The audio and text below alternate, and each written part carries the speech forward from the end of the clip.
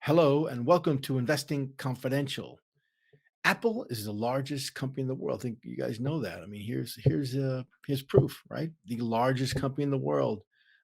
Tesla is one of the most actively traded companies out there, but they're both in trouble, and it's because of China.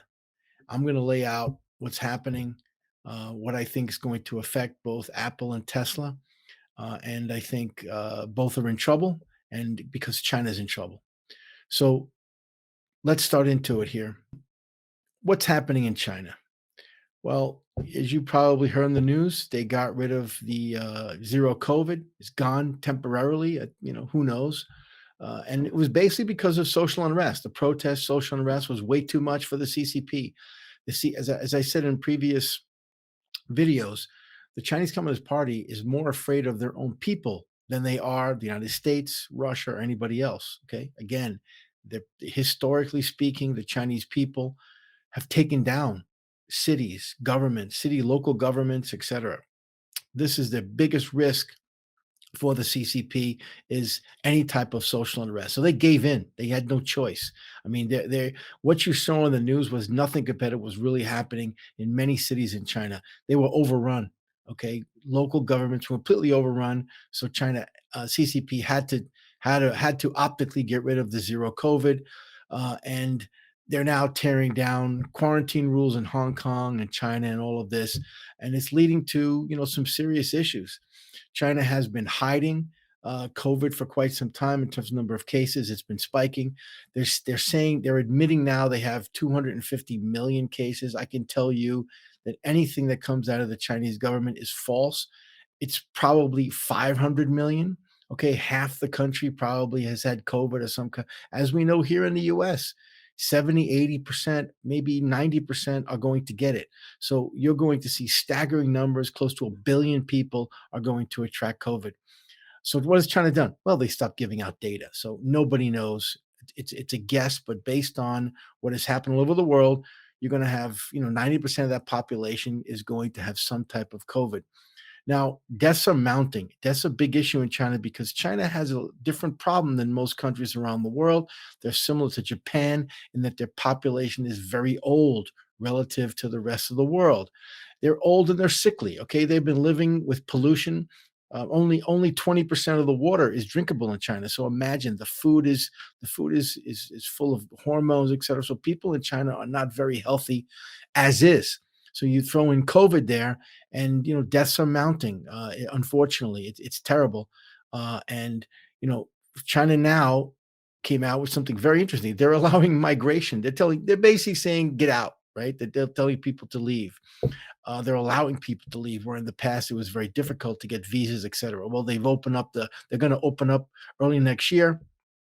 Um, because they know nobody's going to come in, right? They can get rid of all of the quarantine rules, et cetera. No one's coming into China. Very very few people are coming in, but many will flee. Okay, and already we're seeing countries around the world restricting Chinese citizens coming in because of COVID. Okay, and the U.S. is looking to restrict flights, doing the similar thing. Look, folks, this is hypocrisy. Okay. On one hand, they want to restrict Chinese migrants coming in, or people coming in from China. On the other hand, the southern border, we have millions of people coming in. Okay. I'm not going to take a political stance on this, but it is hypocrisy for the US to begin to restrict Chinese citizens coming over here. Absolute hypocrisy. But what's going to happen here? I mean, I can tell you right now, the human toll is going to be horrific for the reasons I mentioned. Because of the population being very. I mean, we're praying for the people there, and the economic toll. Again, this is a financial, YouTube. So the economic toll is going to be devastating to both China and the world. We're already seeing it, and it's going to continue. I mean, China is obviously was a large consumer base. They were bigot for consumption.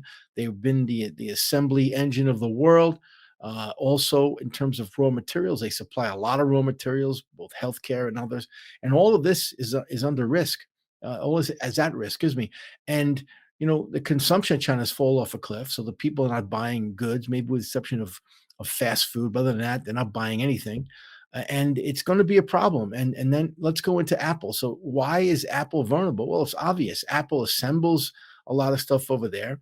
Believe it or not, they sell a lot of iPhones in China, even though it's a small percentage of the Chinese population. Remember, the Chinese population is 1.4 billion, so a small percentage is huge.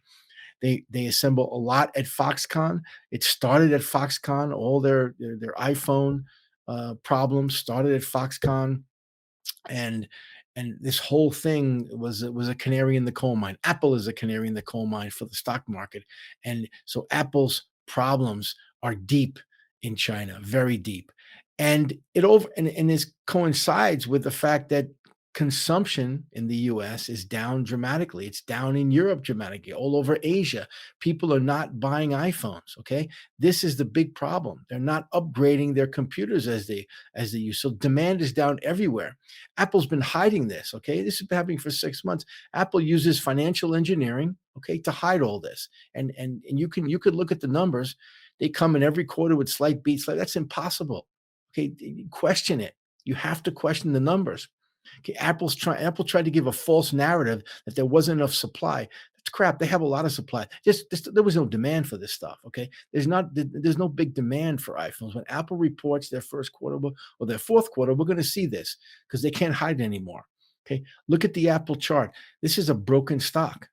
Okay, the question really becomes for every stock in the United States, every stock around the world, because of the earnings issues that are forthcoming. Okay, we already haven't seen the effects of all these problems around the world, the U.S. economics, the impending recession all over the world, how it's going to affect earnings.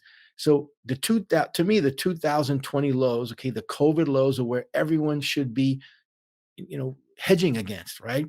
If Apple look at Apple stock, if they hit those 220 lows, it's going to be devastating to the market.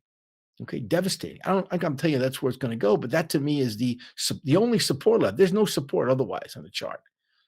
Okay, same thing with Tesla. Tesla's got similar exposure. Okay, but except one difference: Tesla took loans from the Chinese government to build their plants, so they owe the Chinese government money. Local demand for Tesla cars has collapsed. Okay. Plants are being shut down in Shanghai, as you can see. So Tesla's got major problems. Looking at this chart, this stock's more broken down. It's to me, this stock is going to test some kind of support levels. And again, if you look at it, if you're a chartist, the only support level left major support is 2020 COVID lows. Okay, that's $40, $30. I don't know, but could it get there? Absolutely. Absolutely. So on the positive side, you got to watch the FXI, I guess, from a US standpoint. It's holding in there, surprisingly so. A lot of people think this is the bottom for China, so they're buying FXI. I'm not so sure. Uh, FXI is going to be a good buy, probably sometime in the beginnings to the beginning to middle of 2023, because China, look, they're way behind us in COVID. Okay, if you look at how the market reacted here, it got pummeled when COVID really ran, and then the market took off. So right now we're seeing big problems in China. I think the FXI goes lower. How much lower? Not so sure, but FXI is something to watch because China is obviously behind us, and their market's been down quite a bit, and they could have an interesting rally when we see the peak negative news, right? So look for this billion people number that have COVID. Look for the unfortunately the deaths rising. This is all gonna mark the bottom for China, but the earnings, okay, for U.S. companies exposure to China. Here's a chart of the XLI, which is the industrials ETF. This is Caterpillar, Cummins Engine, also big exposure to China on both, the demand side and the supply side. They have the similar problems, but these stocks are way up. Okay. And these stocks are going lower, folks. There's no doubt in my mind these stocks are going lower when they start reporting earnings in 2023 first and second quarter. Guidance is going to come down.